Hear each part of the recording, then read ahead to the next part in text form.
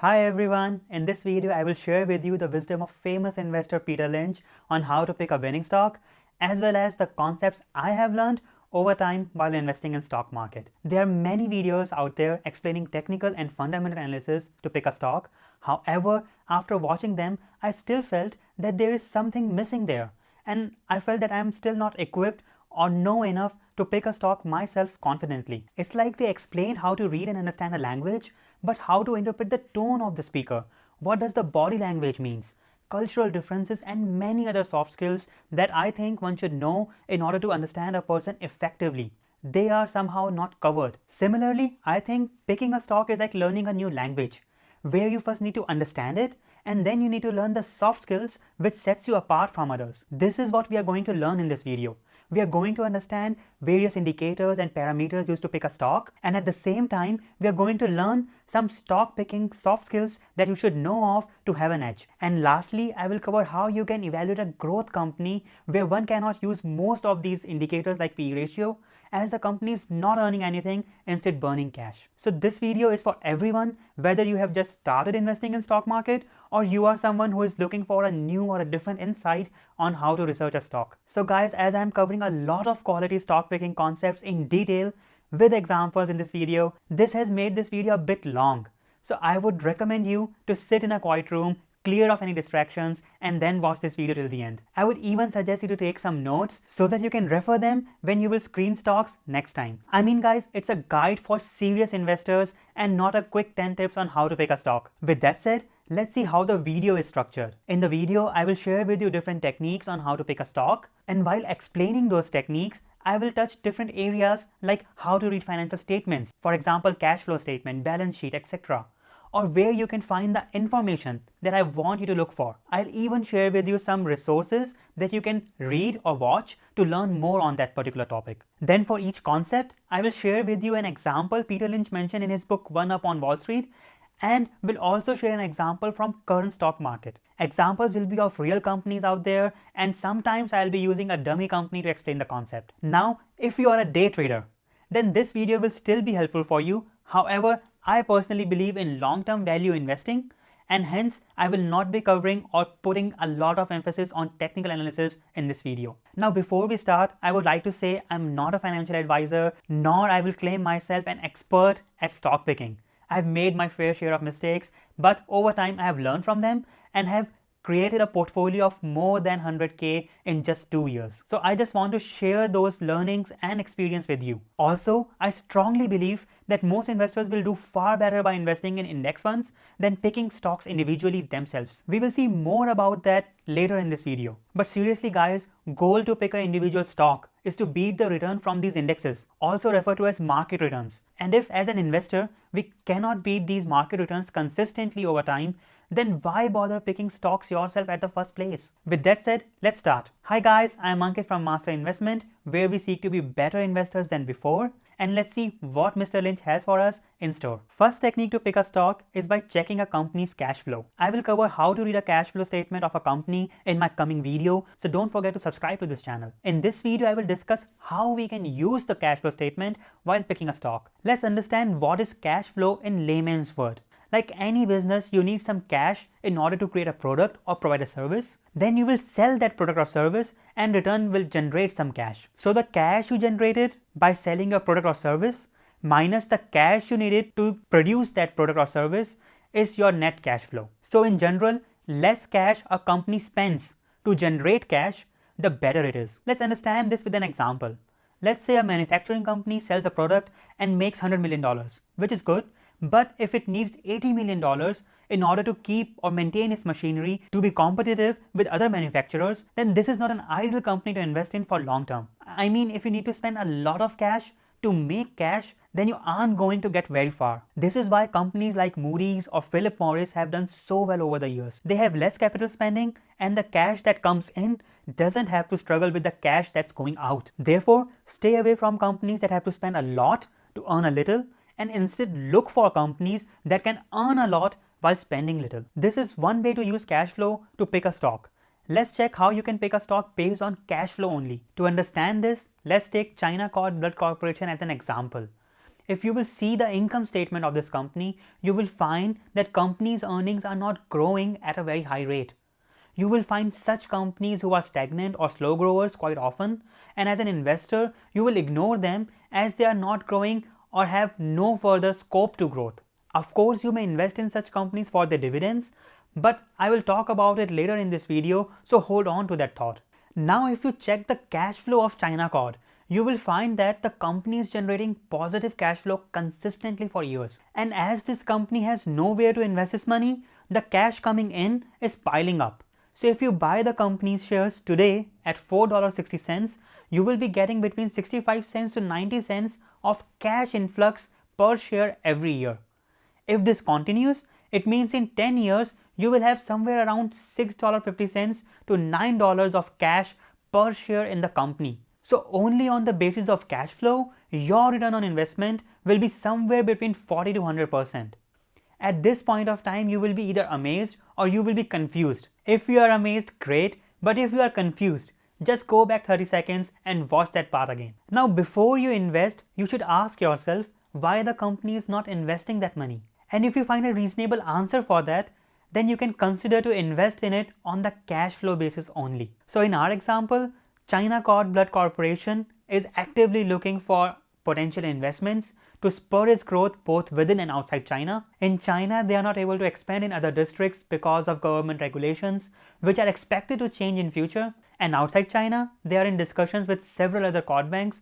So if they will find a good opportunity, you can be sure that they will have enough cash to materialize it. But this is all speculation and no one knows what is going to happen in future. However, it seems to be a good enough reason for a company to save money for expected future opportunities. Peter Lynch has also given some numbers in his book One Up on Wall Street, which you can use or refer to as a basis. Mr. Lynch says if a company trading at $20 is generating a net cash flow of $2, then it's a 1 to 10 ratio, which is a standard. And if the same company is generating $4 in net cash, then it's 20% return on cash, which is terrific. However, if a company trading at $20 and is generating $10 of net cash consistently, then mortgage your house and buy as many stocks of that company as you can. Well, I am not able to find such a company. If you know such a company or have found it, please mention that company in the comments down below so everyone can research that company. Okay, now here's a fun fact for you. You can find a company which is making loss, however, still have positive cash flow and can be a good investment. You ask me how?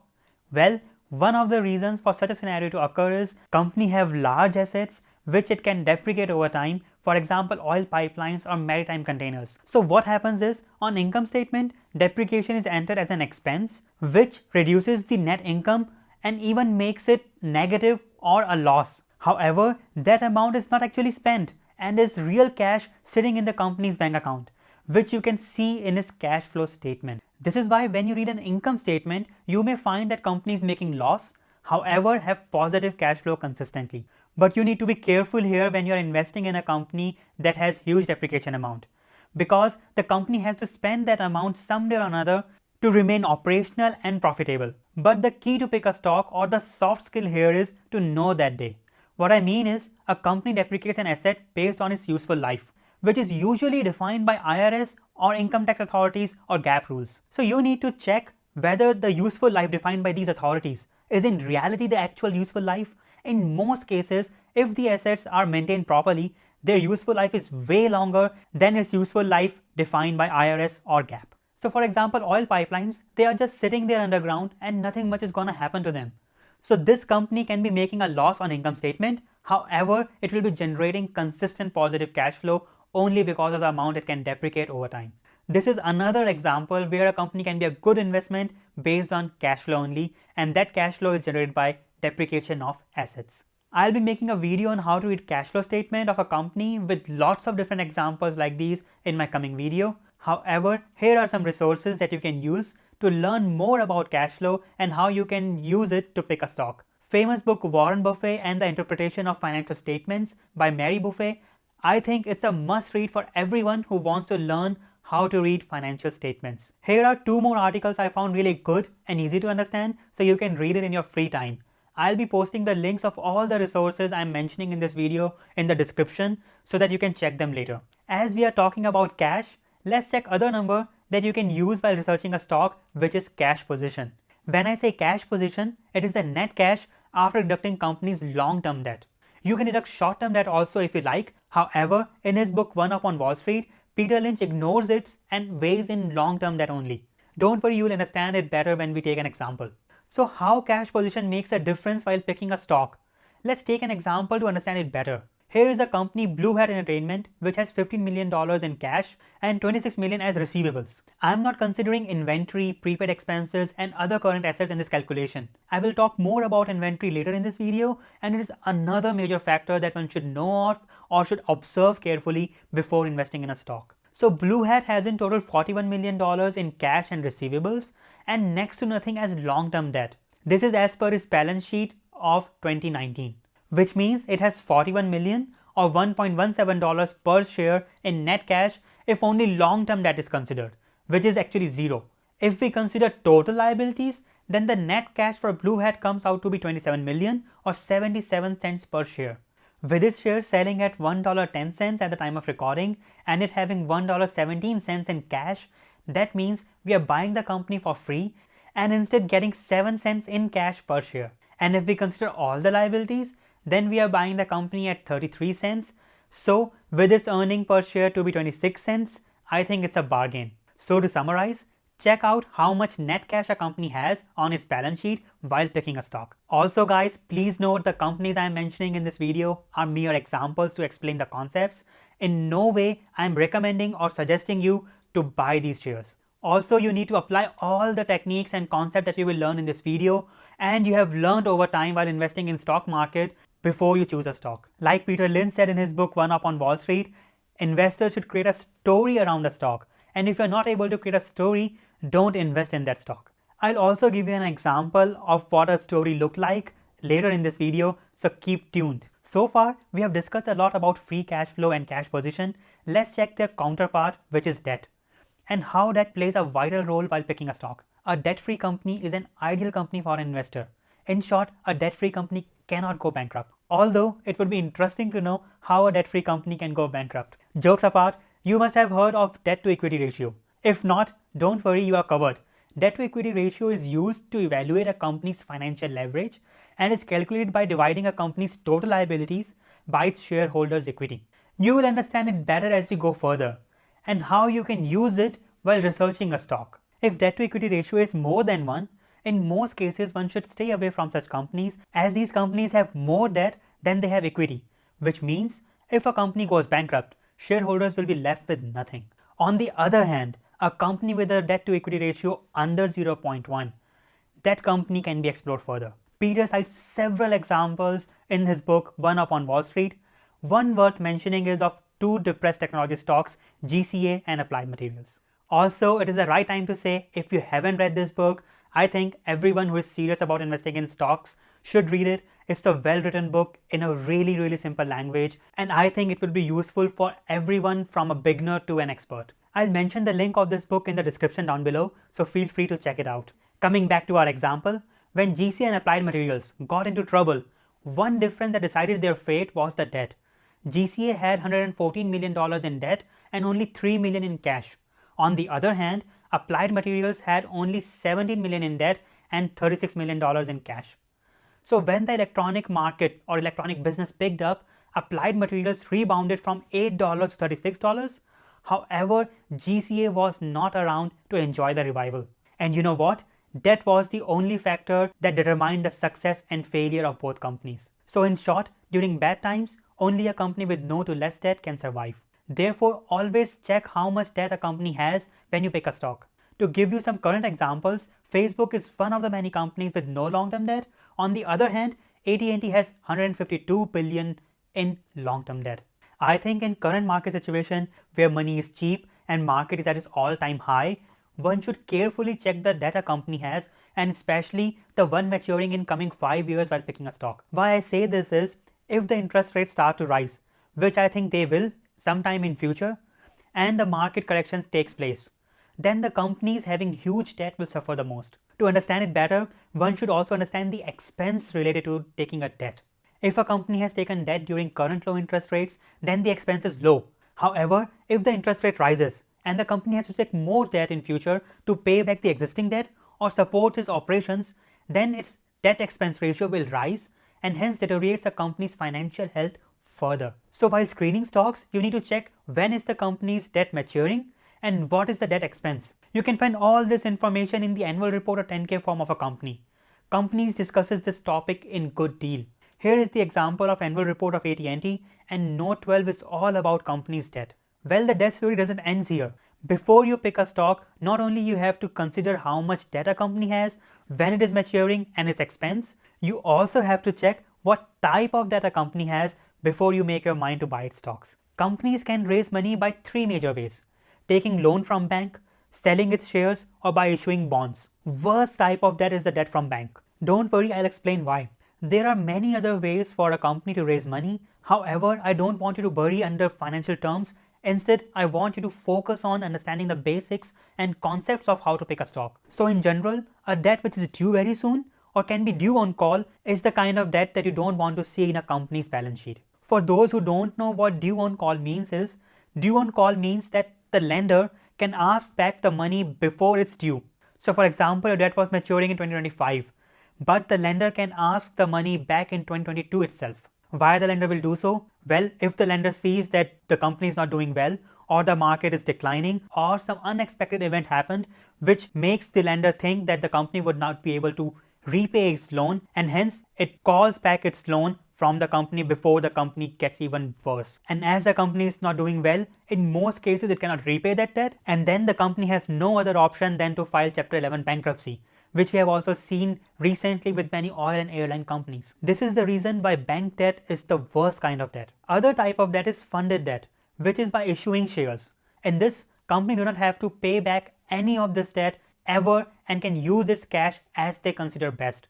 So issuing shares is the best and cheapest way for companies to raise money. Second best debt is the one raised by issuing bonds. The bondholders cannot demand the company to pay back the principal sooner than the agreed date, which is normally due after 10, 20 or 50 years. As long as company is paying its interest, no one can force it to call its debt even if the situation looks really bad. And not only this, in some cases, company can even defer the interest payment. So funded debt gives company a room to come out of the bad times and revive. And last way a company can raise money is by issuing preferred stocks. This is the most expensive way for a company to raise money. The reason is when company takes loan from a bank, it pays interest, and that interest payment can be deducted as expense for tax purposes. However, when a company issues preferred shares, it need to pay yearly dividends or fixed dividends to preferred shareholders, and that dividend payment is not tax deductible, which makes it the most expensive way to raise money. So if a company is issuing preferred stocks, it usually means it is not able to take any more debt, or because more debt may downgrade its credit rating. In short, when you are choosing a stock, be cautious of companies issuing preferred shares. You can find this information in the company's balance sheet under equity section or under note 17 of annual report. So not only one should check how much debt a company has, but also look at what type of debt it has before picking a stock. To conclude, stay away from companies having huge bank debt with shrinking or constant earnings.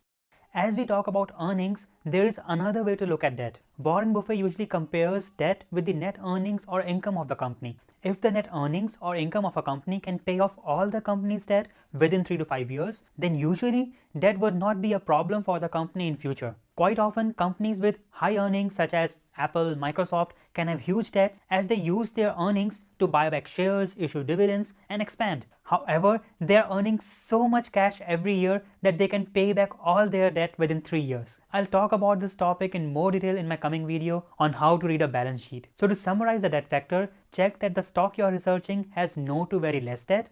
Make sure it has not issued any preferred stocks. If the company has debt, check what type of debt it is, when it is maturing, and its expense. Check its debt to equity ratio, which should at least be less than 1, and lower the better. And lastly, check the net earnings and compare it against the debt. All this will help you in choosing the right stock. So much information. Let's take a short break, pause this video, stretch your legs, grab a coffee, go through your notes. I hope you are taking notes. If not, start taking now. I know it's a lot of stuff in one go, but if you are serious about being an investor, you need to learn it. It's like how Warren Buffett said, picking individual stocks or investing in stock market is a full-time job. Therefore, I'll emphasize again that investing in indexes is the way to go for most of the investors. Okay, our short break is over. Let's continue. Next thing to consider while picking a stock, which I find really interesting, especially nowadays when stock market is at its all-time high, is how to interpret the PE or price to earning ratio. I think most of you must be knowing what a PE ratio means. However, for those who do not know what it is, PE ratio is the ratio of net earnings of a company per share divided by the market price of its share. I will not go into further details and will explain how Peter Lynch looked at it while screening a stock. In summary, Peter compares PE ratio of a company with its growth rate. So if a company has a PE ratio of 10, then ideally its earnings should be growing at least at 10% rate or more.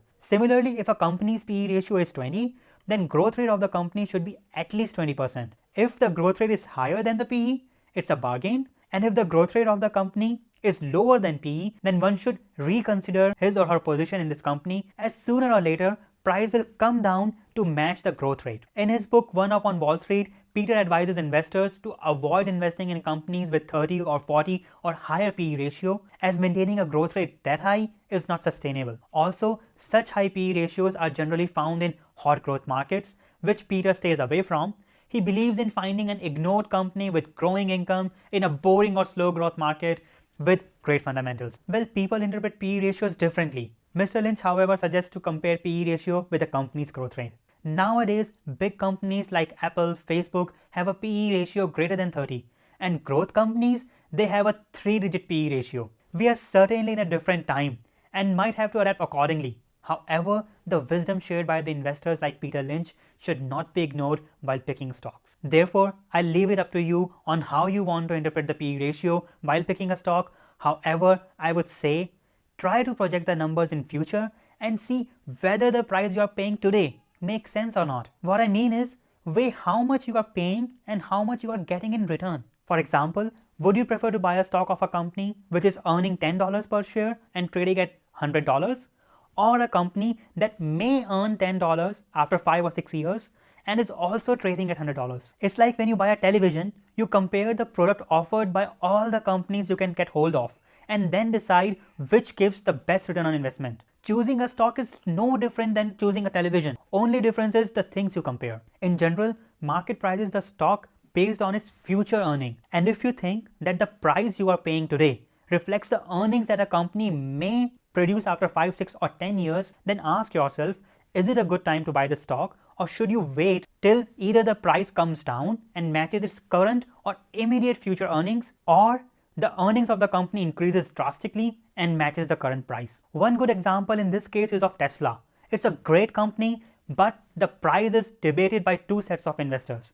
One who thinks it's selling at a very high premium and others who thinks otherwise. At the end, it's up to you as an investor to decide and make an opinion about a stock. Let's move on to our next factor that Peter Lynch has mentioned in his book One Up on Wall Street that we can use to pick a stock, which is inventory. If you remember, I mentioned earlier, I'll talk about it later. Well, it is about time to discuss inventories. Inventories, as the name suggests, are the raw material or finished product of a company. In the balance sheet, company values the inventory at cost and not at its sales value. What does that mean? Let's take an example. Let's assume our inventory costs $100. However, its sales value could be $150 or it could even be $50. But in both cases, company will value its inventory based on $100, that is its cost. So as an investor, when you are doing stock research, you don't know the exact or actual value of the inventory. But at the same time, if you can estimate that actual value, you may find yourself a bargain or may find a stock that one should stay away from.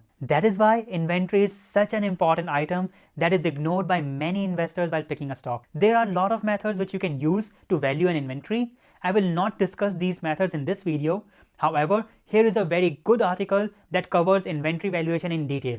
And if you want me to cover inventory valuation, let me know in the comments down below and I will plan a video for the same. Also, if you're enjoying this video, hit that like button and subscribe to this channel, as there is a long list of quality stuff in line which, believe me, you don't want to miss. Okay, coming back to inventory. So as you know by now that the value of an inventory can vary drastically and it majorly depends on the industry under consideration. For example, value of inventory of an electronic company reduces way faster than that of an oil company, because every year in electronic industry you have a new model of a product and after 2 years, no one wants to buy the old model. So the value of the old model slashes drastically. On the other hand, it doesn't matter to the customers buying oil whether their oil is 5 years old or 5 months. So while evaluating a stock, you look at the inventory heading in the balance sheet of a company and assume it to be equivalent to cash. Well, look at it again. Check what does a company's inventory consist of. Is it a perishable product with a limited shelf life? Is it a seasonal product? Does it hold its value till it's in fashion? Or is it a product with no expiration date and it does not lose its value that much over time if stored properly? Now the next question that must be coming in your mind is how or where can I find the details of what type of inventory a company have in its warehouses? This information you can find in the annual and quarterly reports of the company under management's discussion of earnings section. So the learning here is inventory mentioned in the balance sheet is not equivalent to the cash based on its liquidity as well as its actual value. Next thing to consider about inventories while picking a stock is the growth rate of inventory. If inventories are growing faster than sale, as an investor you should ask yourself why a company hasn't reduced its inventory. If they do not get rid of older inventory, they might face a problem next year and a bigger problem the year after that. You ask me why? Because the new stuff that they are producing will compete with their older product and the inventories will pile up even higher until the company has to slash prices, which means less profit and sometimes even loss. Well, this is one way to look at inventory. Other way to look at it is while you are researching a stock, you find out that there is a sudden increase in company's inventory from last year or quarter. But the sales haven't gone down and at the same time, increase in sales does not justify the sudden increase in inventory.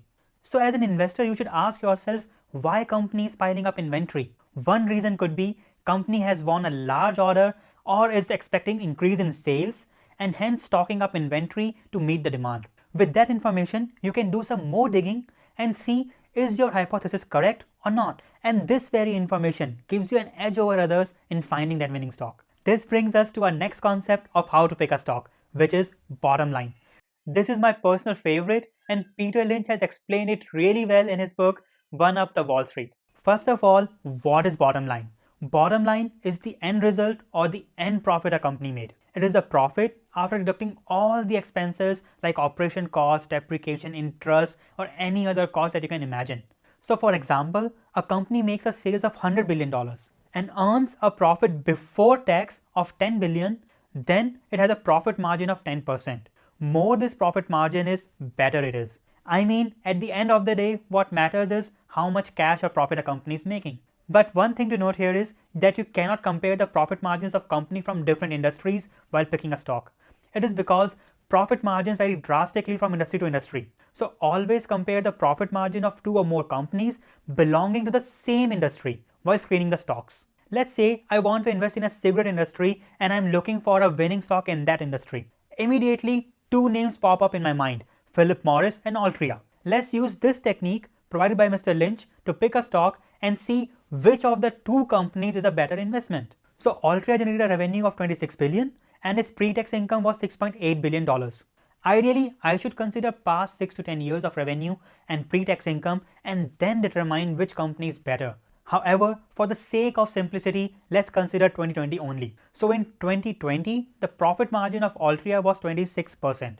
Now let's have a look of Philip Morris. Philip Morris generated a revenue of $28.6 billion in 2020 and its pre-tax income was $10.9 billion, which means it has a profit margin of 38% or 12% higher than Altria. What does that mean? It means the company with highest profit margin in an industry is by definition the lowest cost operator, which in turn means 2 things. First, the lowest cost operator is the most efficient and has a better chance of survival if business conditions deteriorate, which I think in cigarette market is happening right now. It can also mean that the product of this company is superior than that of others and hence can price its products higher. Therefore, as per this factor, Philip Morris seems to be a better investment than Altria. Of course, we cannot base our decision by using only this one factor. We need to consider all the stock evaluation techniques, factors and numbers that we have discussed so far in this video before we choose a stock. Moreover, you should understand the business and create a story around it. It should be a 2-minute story which explains why you think one should invest in a particular company. So here is an example story of my favorite stock, ASML. ASML is a manufacturer of lithography machines used to fabricate semiconductor chips used in all electronic devices from mobile to car. It is a market leader with 90% market share of lithography machines and a monopoly in manufacturing EUV lithography machines, which are used to manufacture or fabricate 5nm chips. There is no other company with the technology to manufacture or fabricate 5nm chips. Apple's latest M1 chip fabrication is possible thanks to ASML's EUV lithographic machines. Each EUV lithography machine costs 120 million, which is equivalent to the price of a Boeing 737 MAX 8. Due to its monopoly, it also enjoys high gross profit margin, which increased from 45% in 2020 to 53.9% in 2021. And guess what? Company is not stopping here and is investing heavily on next generation lithography machines that can produce or fabricate 3nm and 2nm chips. In chip design, nanometer refers to the length of the transistor gate. The smaller the gate, the more processing power that can be packed in a given space. With growing semiconductor market, irrespective of who will be the leader in chip designing, everyone will need ASML's lithography machine to fabricate their chips. Now that is a 2-minute story I have created around ASML. As long as semiconductor market is growing and ASML has its monopoly, I will hold on to its stock irrespective of short-term market movements. At the same time, if any of these fundamental changes, I will reevaluate the company and accordingly decide whether to sell it or not. So having a story not only gives you confidence on why you are buying a stock, but will also guide you when to sell it. The story helps you ride the market through bad times and even gives you courage to add to your existing positions. I guess now you understand this stock picking technique and the importance of creating a story around a stock. However, there is more to this. Let's check this table to understand it. Here we assume that the sales and cost of both companies increased by 10 and 5% respectively. But if you see increase in pre-tax profit of these companies, there is a huge difference. Pre-tax profit of company A increased by 50%. However, pre-tax profit of company B tripled. So now as an investor, you might ask yourself, in which company should I invest or whose stock should I pick?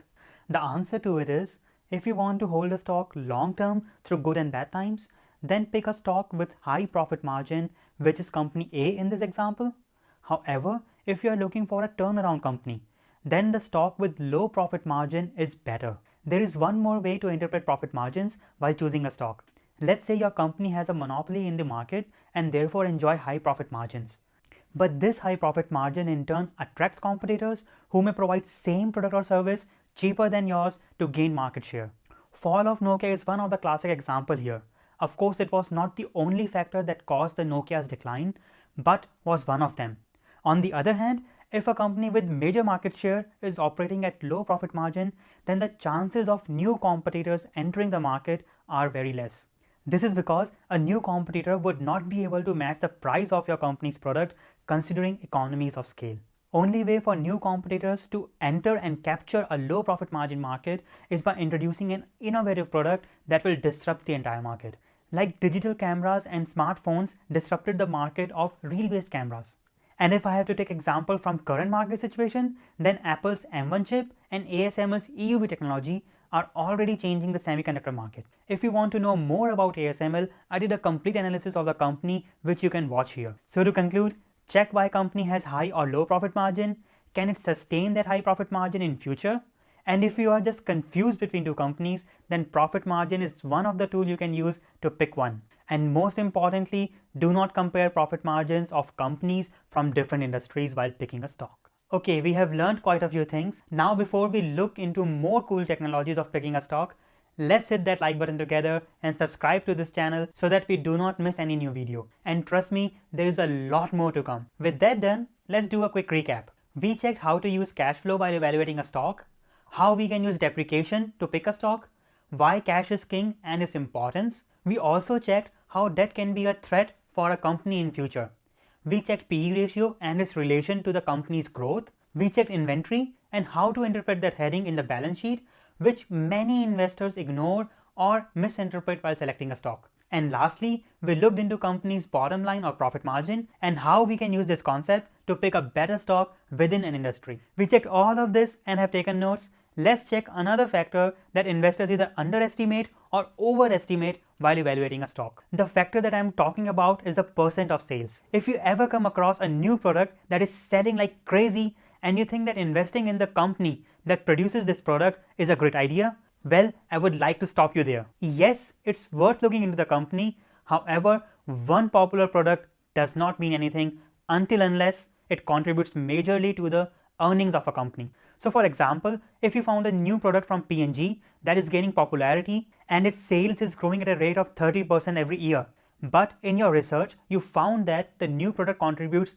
only 1% to the total sales of P&G, well, then popularity of that one product won't mean much to the shareholders. On the other hand, if that product contributes 25% of the total sales, then it will have a great impact on the bottom line of the company, which will reflect in the company's share price sooner or later. So in short, always look for how much a popular product contributes to the company's total sale before basing your buying decision on the product's popularity. I would also like to add here that be observant of your surroundings and the products and services you interact with. Behind these products and services are great companies waiting to be analyzed by you. It's like next big winner is hiding in a plain sight. Also, you liking a product and the company behind it to be good investment are two completely different things. So if you like a product, then do some research on that company and maybe you will find yourself an hidden gem.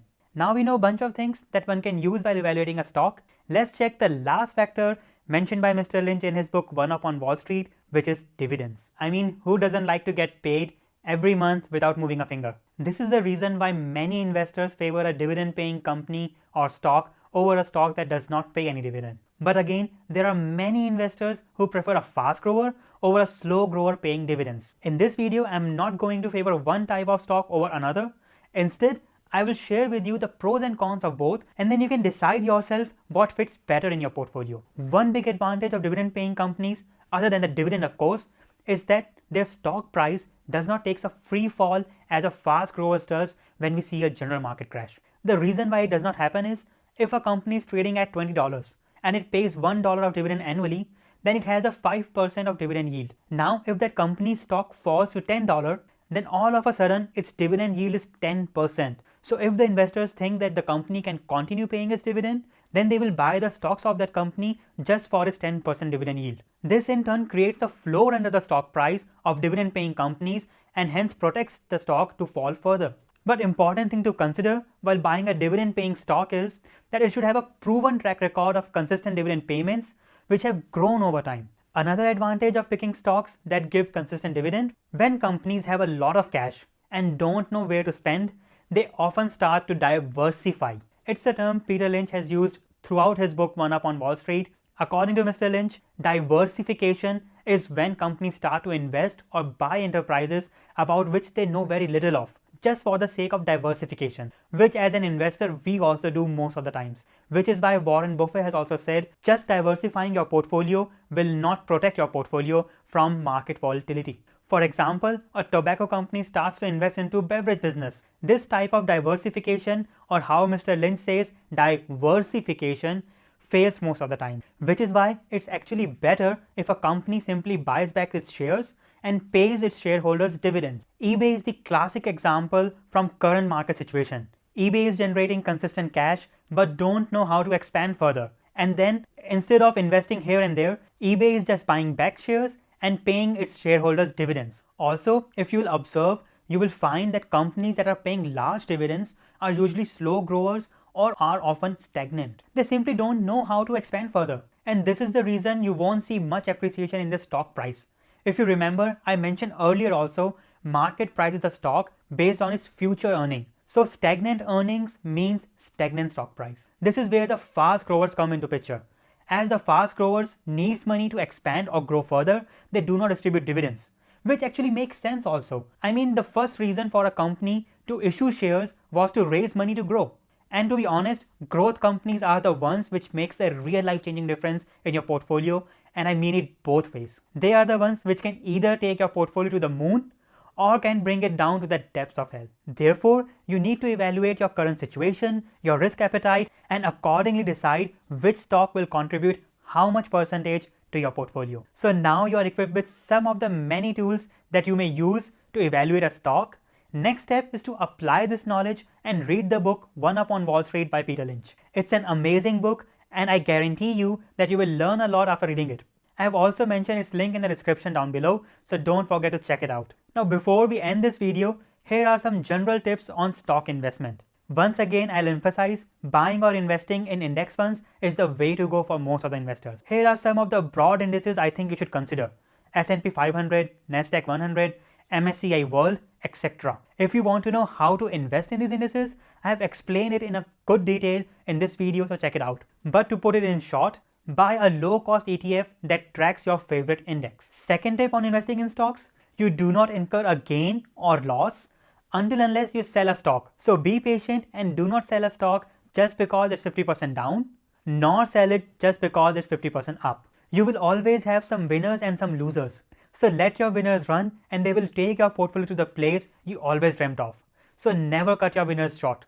There is an old saying, winners win and losers lose. So if you have a stock that is doing good, buy more of that winning stock as probability of it keep winning is higher. Similarly, if you have a stock that is not doing so good, do not invest more into it in a hope that it will make a comeback, as the probability of it keep losing is higher.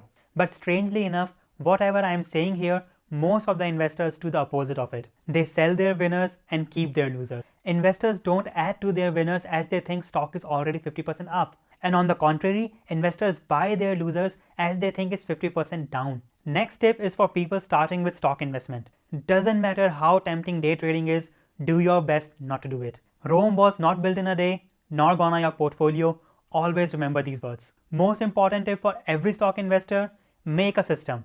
This way, your emotions won't get best of you. Commit to invest a set amount every month and invest no more or less in that month. Read regularly. More you will read, better you will understand the workings of stock market. Market will continue to go up and down in short term. However, in long term, it's more predictable and always go up. Most important tip to be a better investor than before: subscribe to this channel so that you do not miss any cool video like this in future. Dollar cost averaging and compound interest are the two keys to success in stock investment. We as retail investors have upper hand on institutional investors. I explained why I think so in this video, so don't forget to watch it. Last tip to be successful in stock investment, which Benjamin Graham shared in his book The Intelligent Investor: investors will do far better if they have no access to the market price of their holdings. In other words, try not to check your portfolio 10 times every day. Now some resources that you can use to learn more about how to pick a stock. First one is the great video by Rainer to learn about technical analysis. Here are some websites I use.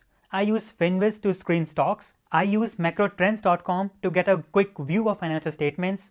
SEC's or company's website to view annual or quarterly reports. You can also use yahoo.com to view the financial statements. However, I use MacroTrends because it shows me past 5, 6 or 10 years of financial statements for free. However, for Yahoo, I have to take a subscription to be able to view those statements. I think this covers most of the things I wanted to share with you on how to evaluate a stock.